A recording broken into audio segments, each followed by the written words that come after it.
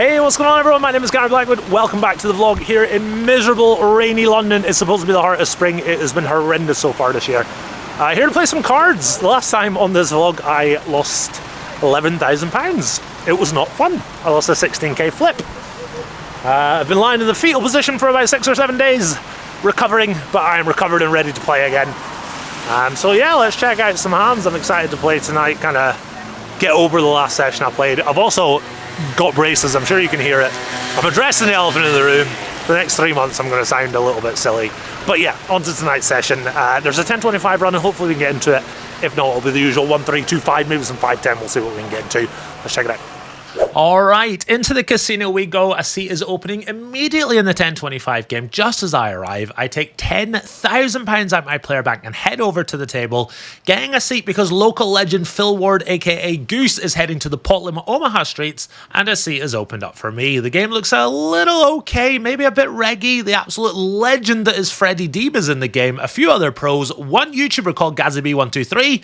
Let's get this game going. I'm in for £3,000 to start. A lot of these guys buy in for like £15,000. It's a very deep game, but I am far too busto to buy in for 15k. 3k will do me nicely. Our first hand of note comes 10 minutes into the session. A well-known mid-stakes online pro raises under the gun to £60. I'm 2 seats over and look down at 7-6 of spades. As the boss would say, all 3 options are on the table here.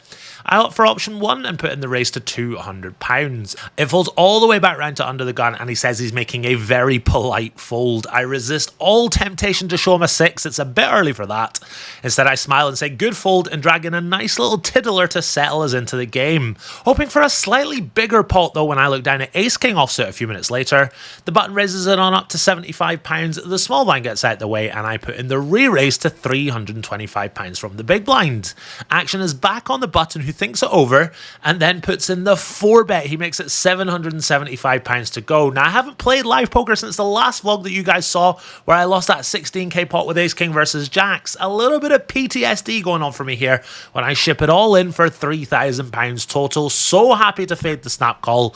My opponent doesn't look happy about it. He kind of angrily tells me that I quote unquote just always have kings here and eventually folds his hand. £775 of uncontested variance free money. I will absolutely take it.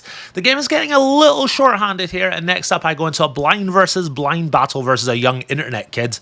Picking up king 10 offsuit in the small blind, I raise it on up to £75, and the big blind makes the call. Heads up we go to king queen 6 rainbow. I keep my strategy nice and simple on the double Broadway rainbow boards. I just bet my entire range for a small size. I bet £50, and my opponent makes the call. The turn is the 7 of clubs flush draw on board now, and I decide to bet again, this time sizing up to over the size of the pot. I bet £325. I'm very polarized when I bet this turn. I'm not betting any queen X or pocket jacks or anything like that. It's my top pairs and better, so my sizing scheme is going to reflect that. My opponent thinks for a minute and then makes the call. To the river, hoping for a brick, but it's another 7. I've now got 2 pair, but my kicker doesn't play.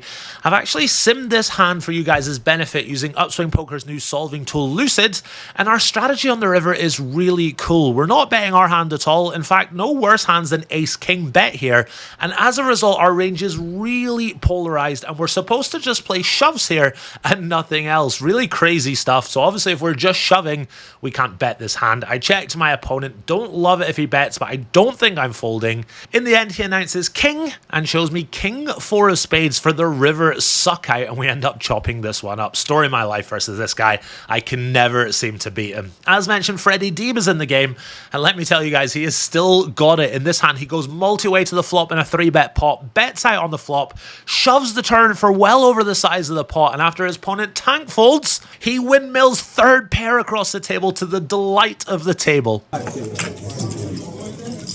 Whoa, Freddy, very nice. Absolute boss move by an OG of the game. Lots of fun to play with Freddy Deeb. I hope when I'm 68 years old, I'm still windmilling bluffs across the table. Back to the game now, and next up I'll get ace jack of diamonds in the cutoff. The low jack is open to £60. I decide to flat call, and we go heads up to the flop. It is 7-4-3 rainbow. Decent board for my range, but I think my ace jack is just a little too strong to bet, so when the low jack checks to me, I just check it on back. The turn is the ace of clubs giving me top pair. My opponent checks again, thought he was going to bet out there for a second, and now I decide decide to start building a pot. I bet out for £110. Happy to see him not check raise. He's definitely capable of double checking all of his really strong hands and then putting in a very healthy raise on the turn. He makes the call. To the river we go. It is another 7, and I think we've got a very clear value bet here. I reach into my stack for £250, and just as I'm about to put the chips in the middle, my opponent throws out £50. I assumed that he had just checked to me given I had bet the last street, but I was completely wrong. He hadn't acted yet, and now I was frozen there with £250 in my hand facing a £50 bet. I was a little taken aback, not sure what to do. I decided to just call. He shows me ace 10 offsuit. I've got him slightly outkicked here, and his fancy tiny river donk ends up saving him £200. This pot's coming my way off to a decent start so far tonight, battling against the same guy just a little later here with these pocket nines. I'm in the hijack and raise it on up to £60, and he makes the call out the big blind. We go heads up to the flop. It is 8-4-3 all clubs. My opponent checks it on over to me, and I decide to just check this one back. The turn is an offsuit 7. I've still got an overpair to the board, and the hijack now bets out for £80. Not folding, not raising, nothing else we can do. I make the call. The river is another 7. Some hands like 7-6 now beat me along with all the flopped hands like the sets and the flushes and stuff like that. But when the bet of £225 come in, I can beat value, I can beat all the bluffs. I make a pretty quick call. He shows me ace 8 offsuit with the ace of clubs. Quite a lot of outs for him there, but I'm able to hold and drag in yet another pot. Really smooth night so far. Let's hope that's going to continue. The game is getting shorter and shorter, and we're now 4-handed. A couple of good regs along with one unknown dude who's playing a little funky. It's not the greatest game, but one of the players in the game is keeping us there with the promise of a very, very fun player that's texting him saying that he's on his way. I'm happy to grind it out for a while in this sort of average game, see if the game gets any better. Spoiler alert, it absolutely does. And I've also played plenty of short-handed online poker in my life, so let's just go ahead and grind it out and see what happens. Next up, I'm in the big blind with ace 5 of clubs. The button is raised to £75. He's the unknown fella in the game, playing a tiny bit funky. The small blind gets out the way, and I am always re-raising this hand pre-flop. I make it £325 to go. My opponent starts reaching for chips, and while he's doing so, I'm thinking about how my hand is a really nice 5-bet bluff jam hand if he does put in the 4-bet. I'm happy to make a play like that in a game like this. It's got to be done. But when the 4-bet comes in, it's a very large size. It's a purple 1k chip, which is a 50 big blind 4-bet. This throws a spanner in the works. People tend to size up with their stronger hands when they 4-bet without realizing. It's a little bit of a subconscious thing that some people do. So 5-bet shoving into a stronger range feels less appealable, and I don't think we can flat versus this very, very large 5-bet. So in the end, I decide to be a good boy and let my hand go. It's a shame because one of the things I love to do at the poker table is 5-bet bluff jam. It just makes me feel so alive. Shorthand poker is fast and furious, but it's also a lot of fun. And 30 minutes later, I'm in the big blind again, this time with Jack 10 of hearts. The same guy has opened in the button. I don't learn my lesson. I put in the re-raise again, making it £300 to go. Slightly smaller than the last time because I'm slightly shallower than the last time. My opponent isn't going to 4-bet this time. He does make the call, and we see the flop come down ace 4 deuce with 2 hearts. Good start for me here, flopping a flush draw. But this is a board where we do more checking than you might think. It's not a range bet by any stretch of the imagination, because when we 3-bet from the big blind, we've got more air in our range. Hands like Jack 7 suited, Queen 8 suited, King 6 suited. These are all 3-bet bluffs from the big blind that we don't have from the small blind. So we've got more air in our range, and we can't just relentlessly bet out. We do a lot more checking on a variety of boards, and this is very much one of them. I decide to check this time, and my opponent comes out swinging. He bets £525, and this is immediately a problem. It's nearly a pot-sized bet, and it looks very, very strong. I don't think there's anything else I can do here. I just go ahead and make the call, praying for a heart on the turn, but it is the 8 of spades. I check again, and my opponent bets again very quickly. He fires out £1,400 into the middle. Given him out of position here, I think we have a very clear fold. I don't really know what else we can do here on the turn. This whole spot is really annoying though, because I know that I am balanced in this spot. I've got a lot of top pairs, even ace king and ace queen, hands like ace queen of hearts. Ace 4 is going to take this line sometimes, but at this moment in time, I've just got jack high, and I have to just let it go. Now, the short-handed action has been a lot of fun, but the table rejoices when the loose goose wanders over from the roulette table and takes his seat in the game. He's asked for the 5 seat, and the boys at the table happily shift around to let him sit in his preferred seat. I've got a funny feeling he could ask for absolutely anything, and these guys would say, yep, sure, no problem at all. We get one more new player in the game who immediately joins from another table. It's kind of strange he didn't want to battle four-handed with the boys, but now joins and plops himself down in the 6th seat. But anyway, the boys weren't wrong. This player is a very loose goose indeed, and what's more, the game is going to get bumped bumped up to 10.25 with a £50 straddle. Now, I'm not uncomfortable playing these stakes, but I'm not adding on to my £3,000 stack here, so I'm playing 60 big blind poker unless I accumulate some chips. My plan is to just double up and then be above 100 big blinds very early on. Let's see if we can do that. Our first hand of note comes with a new player about 20 minutes in. I'm in the cutoff with Queen out of hearts and raise it on up to £125. This is a standard open, but I thought about not opening it because I didn't want to be out of position versus this guy, and that also induces a bunch of squeezes from the regs who want to kind of get this guy heads up. But I do decide to open this hand. The button makes the call, as do the small blind and the straddle. We go 4 ways to the flop. It is Jack 10-7 with 2 hearts. I've got a gut shot straight flush. Big draw for me here, but interestingly enough, the straddle is going to lead out here for £300. Now, he's the guy that had Jack 10 of hearts versus in the last hand, and again, I'm drawing to hearts versus the same player. Now, I can definitely raise here. My draw is very strong, but I decide to just call, keep the loose player in the pot. He also makes a call, and we go 3 ways to the turn. It's the 4 of spades. 2 flush draws on board now. The straddle clearly likes his hand because he bets out again, this time for £1,000. Really grisly stuff here. My hand is just a little too pretty to fold, so I decide to make the call and pray and see if we can get there this time. The button releases his cards very quickly. We're off to the river, heads up with over £3,000 in the middle. Can we get there?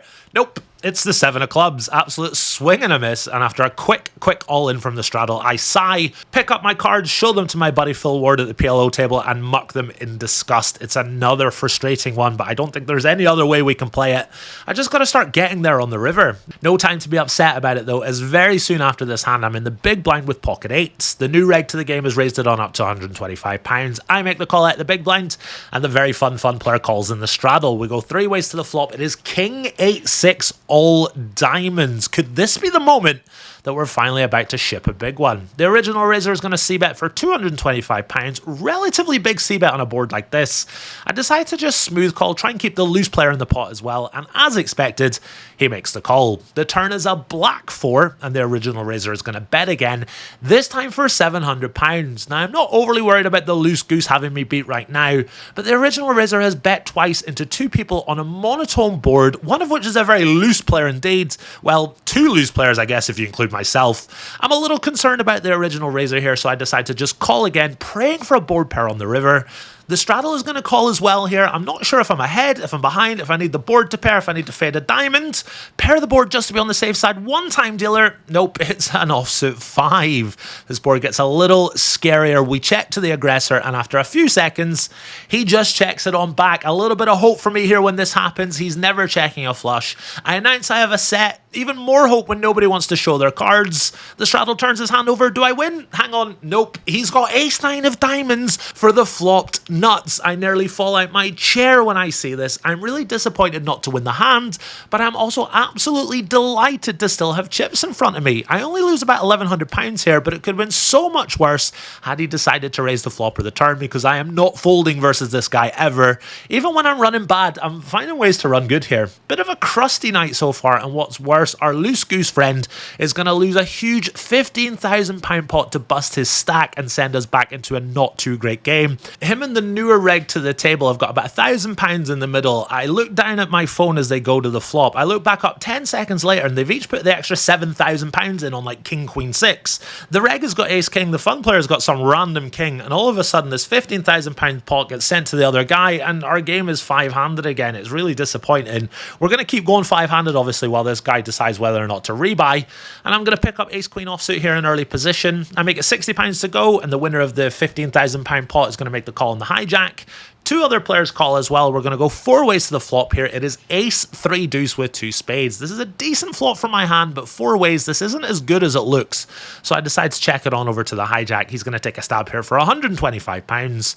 The other 2 players fold. It's back on me, and I decide to just call. The turn is another deuce. Pretty good card here because obviously less value combos that you can have now.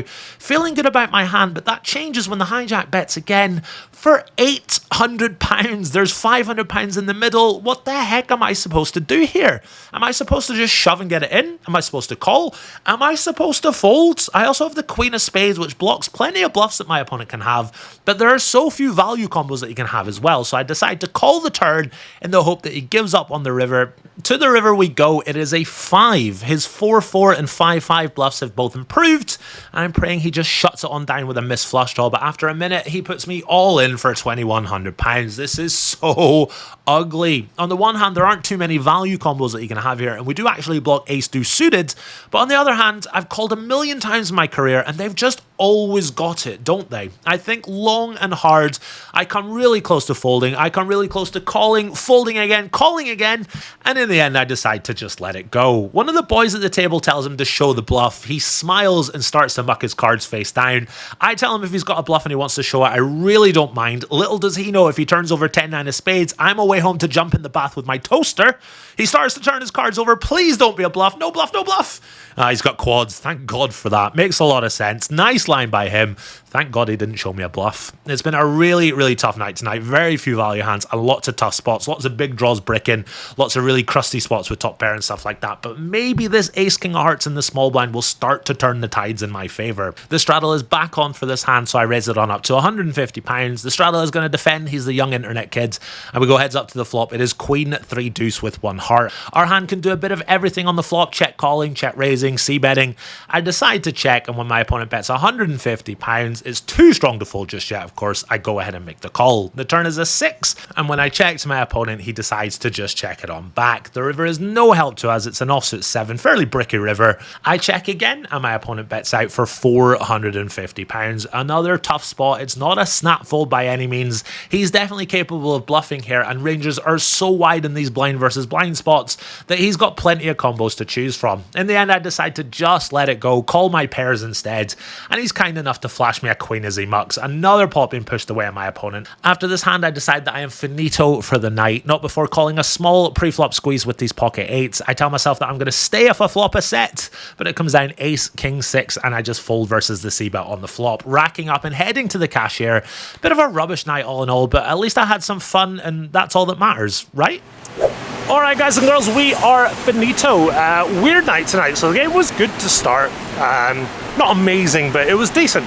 There were people putting money in the pot.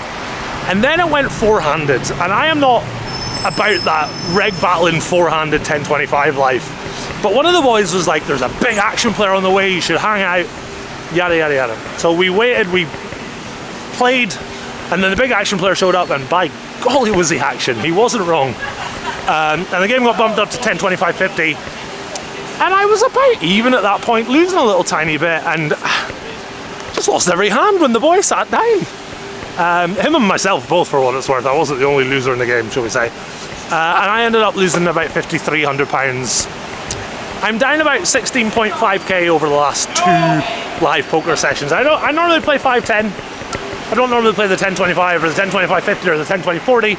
Kind of shot my shot over the last couple of days, and I've been slapped away back down. I played in good games as well. It's a bit frustrating, you know, it's not like I'm playing in bad games. The games have been good. There's been action players and splashing and stuff, and I feel like I'm playing okay. If I'm losing money and I'm playing badly, I'll get really mad at myself, but I feel like I'm playing okay. I'm just not winning many big pots and losing quite a few big pots, and it kind of zaps the morale a little bit. So yeah, live tracker for the year on your screen now. It's not going well, lads. I don't know what it is. My editor will stick it in. I think I'm down about £20,000, which is fun. Got to keep going, keep grinding, showing up, playing well, playing in good games. That's all you can do.